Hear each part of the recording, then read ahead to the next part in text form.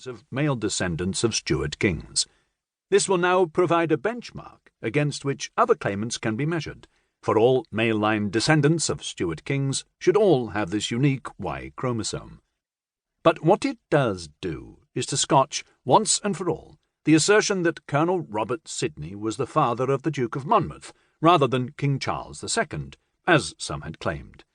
Until recently, Burke's peerage and baronetage and Burke's landed gentry always drew a veil over illegitimacy, and it is only in recent years that natural children have been included, other than, of course, those royal bastards who were ennobled and thus qualified for inclusion on those grounds.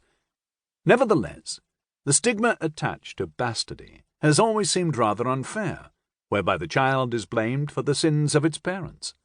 Yet in previous generations the stigma was all too real, and the accident of birth could have far-reaching effects upon the child, as the laws of inheritance and succession to titles, names, estates, and arms often precluded bastards.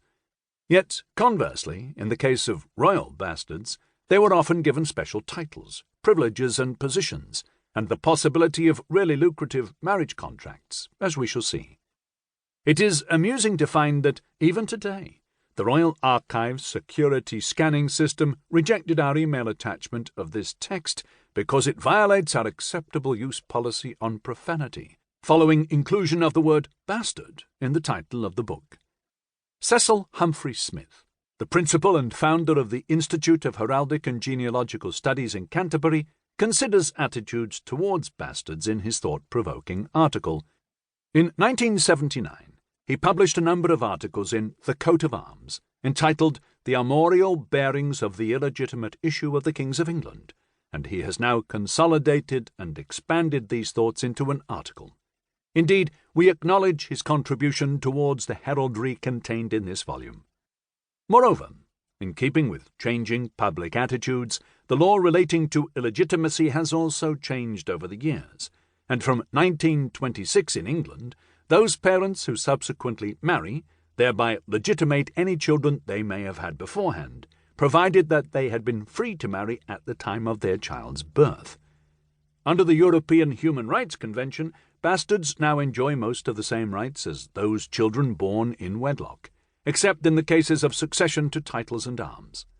Indeed, the present government has recently enacted legislation whereby live-in couples and same-sex couples will receive most of the same rights as their married counterparts, and any illegitimate children involved will be treated the same as their legitimate counterparts.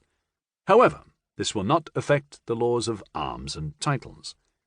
Whilst most of the royal bastards mentioned in this book may well have been conceived in love or lust, the king who was most prolific in fathering bastards was King Henry I, known as King Henry Beauclerk, 1070 to 1135.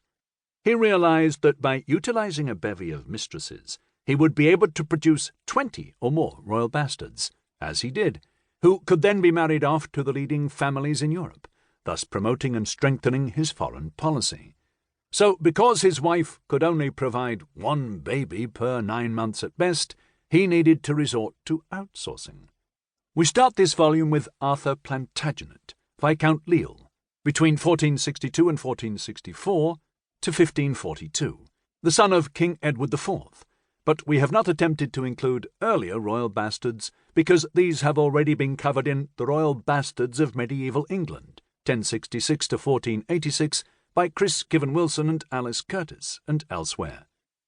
For many years, Roger Powell, a deputy editor of Burke's Peerage and of Burke's Landed Gentry of Scotland, has undertaken new research into the various Stuart bastards, and as a result has cast new light upon conventional wisdom by disposing of a number of myths.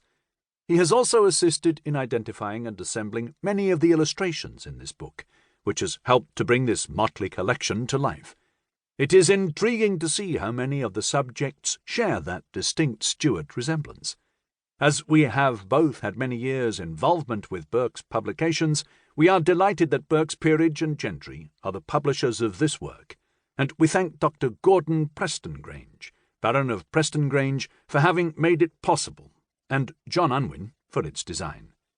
Of these definite royal bastards under review over 5 centuries, a total of 44 in number, 15 were sired